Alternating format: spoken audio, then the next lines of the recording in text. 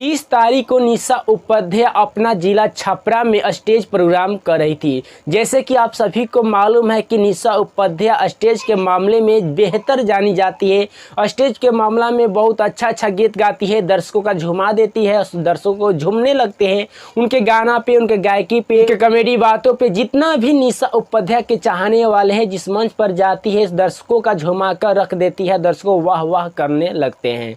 वही निशा उपाध्याय जो कि अपने पिताजी को सपना पूरा करने के लिए, अपना सपना को खोकर पिताजी को सपना पूरा करने के लिए उस फील्ड में, गायकी फील्ड में आ गई।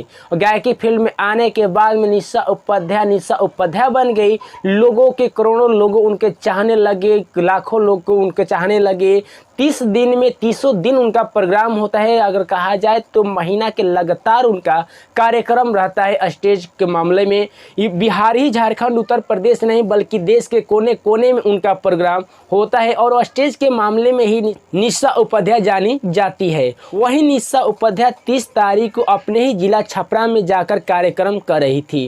कार्यक्रम जब कर रही थी तो अपने गायकी के दम पे, अपनी आवाज़ के दम पे, अपने खूबसूरती के दम पे लाखों लोगों की वहां पर झुमा रही थी, नचा रही थी और लोग वाह वाह कर रहे थे। लेकिन उसके दौरान में अचानक कहीं से गोली आता है, फायरिंग होने लगता है। फायरिंग होने के बाद में निशा उपाध्याय के बायां पैर में गोली छूकर निकल जाती है।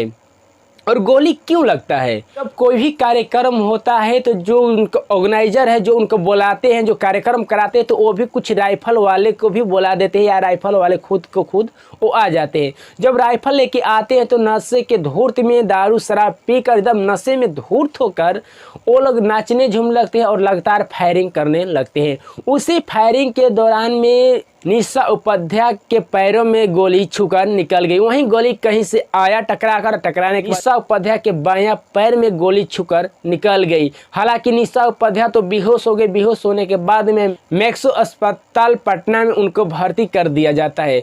भर्ती करने के बाद में निशा उपाध्याय खतरे से बाहर होकर एकदम ठीक ठाक हो रही है। निशा उपाध्याय को बताया जा रहा है कि लगभग में 30 दिन यानी 1 महीना कोई भी कार्यक्रम नहीं कर सकती है, उनको बेड रेस्ट का ज़रूरत है। तो निशा उपाध्याय लगातार 1 महीना वो कार्यक्रम नहीं करने जाएगी। हालांकि उनका नुकसान तो करोड़ों के हो गया है निशा उपाध्याय को, क्योंकि घर बैठा हो गई है। ना जाने कितने लोगों का पैसा ली होगी और उनका कार्यक्रम फेल करना पड़ा। मजबूरी है उनका फेल करना, क्योंकि उनके पैर में गोली लग चुका है। अब आते हैं बात आपको बताने के लिए कि जब भी भोजपुरी इंडस्ट्री कहते हैं कि मेरा परिवार है, तो निशा उपाध्याय वहीं भोजपुरी इंडस्ट्री से विलम्ब करती है। वो भी एक परिवार के सदस्य है। जब सदस्य है तो उनके अस्पताल में मिलने कौन गया कौन नहीं गया आप सभी को बताएंगे।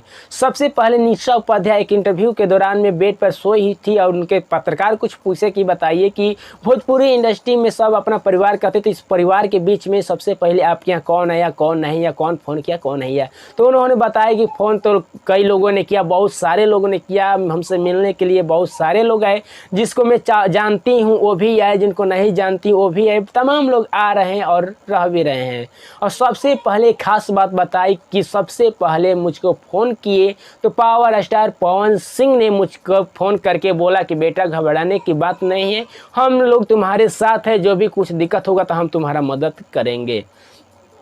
उसके बाद में 1 बजे रात को उनका भाई जाता है, अखिलेश कश्यप भी जाते हैं। यानी भोजपुरी इंडस्ट्री के धीरे धीरे जितने सदस्य हैं निशा उपाध्याय से मिलने के लिए जा रहे हैं।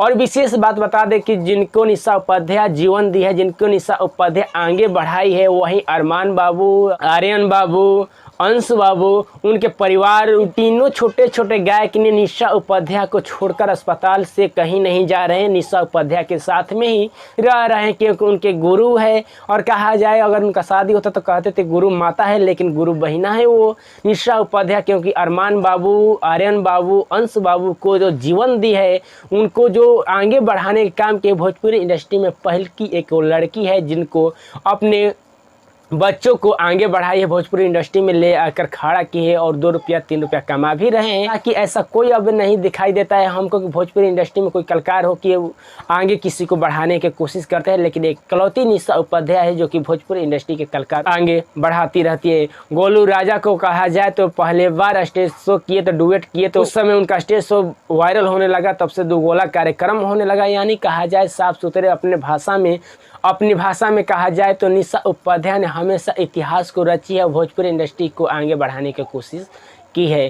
तो निशा उपाध्याय मैक्सो अस्पताल पटना में भर्ती हुई है और खतरे से बाहर है, और सोचने वाली बात नहीं है, बस उनके बेड रेस्ट की ज़रूरत है 1 महीना तक, तो बेड रेस्ट करेगी। और जितना उनका कार्यक्रम है उन सारे कार्यक्रम को फेल किया जा रहा है और करना मजबूरी है, क्योंकि वो कार्यक्रम करने लायक नहीं। तक से यहीं से लेते हैं विदाई। भोजपुरी इंडस्ट्री से जितने भी जुड़ी खबर है आप सभी को बताने की कोशिश करेंगे और चलते चलते अपने दर्शकों का प्यार भरा नमस्कार।